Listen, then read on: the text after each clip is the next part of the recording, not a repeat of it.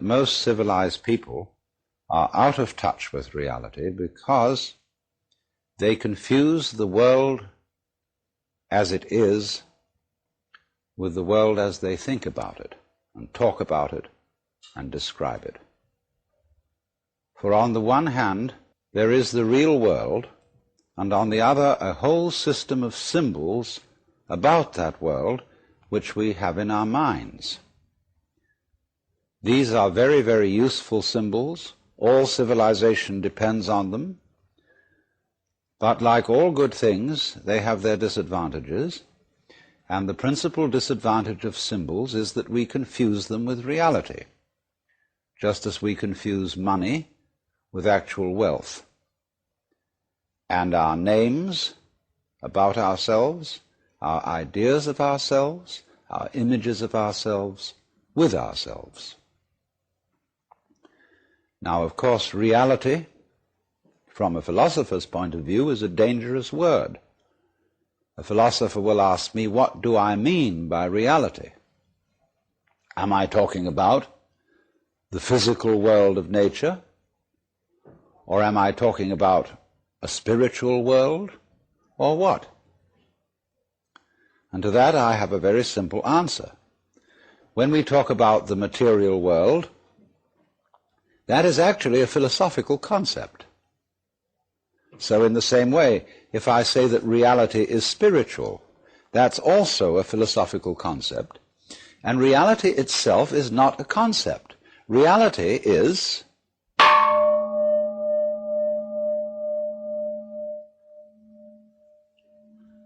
and we won't give it a name.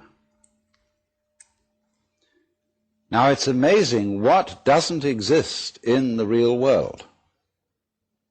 For example, in the real world, there aren't any things, nor are there any events. That doesn't mean to say that the real world is a perfectly featureless blank. It means that it is a marvelous system of wiggles in which we descry things and events in the same way as we would project images on a Rorschach blot, or pick out particular groups of stars in the sky and call them constellations, as if they were separate groups of stars.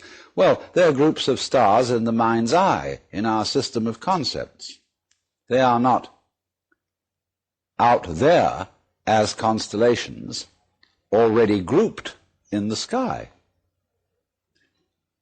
So in the same way, the difference between myself and all the rest of the universe is nothing more than an idea. It is not a real difference.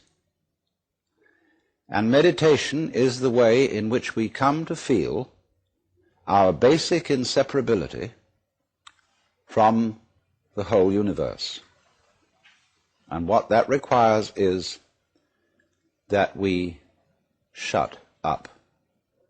That is to say, that we become interiorly silent and cease from the interminable chatter that goes on inside our skulls. Because, you see, most of us think compulsively all the time. That is to say, we talk to ourselves. And I remember when I was a boy, we had a common saying, talking to yourself is the first sign of madness. Now, obviously, if I talk all the time, I don't hear what anyone else has to say. And so in exactly the same way, if I think all the time, that is to say, if I talk to myself all the time, I don't have anything to think about except thoughts. And therefore I'm living entirely in the world of symbols, and I'm never in relationship with reality. All right, now that's the first basic reason for meditation. But there is another sense, and this is going to be a little bit more difficult to understand, why we could say that meditation doesn't have a reason or doesn't have a purpose. And in this respect, it's unlike almost all other things that we do, except perhaps making music and dancing. Because when we make music, we don't do it in order to reach a certain point, such as the end of the composition. If that were the purpose of music, to get to the end of the piece, then obviously the fastest players would be the best. And so likewise, when we are dancing, we are not aiming to arrive at a particular place on the floor, as we would be if we were taking a journey. When we dance, the journey itself is the point.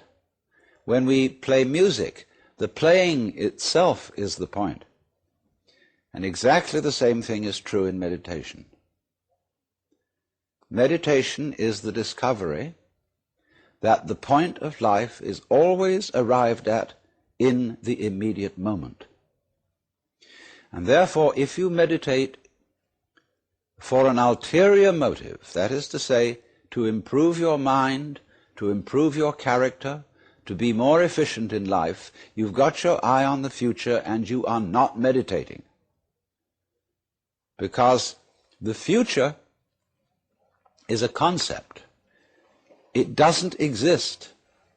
As the proverb says, tomorrow never comes.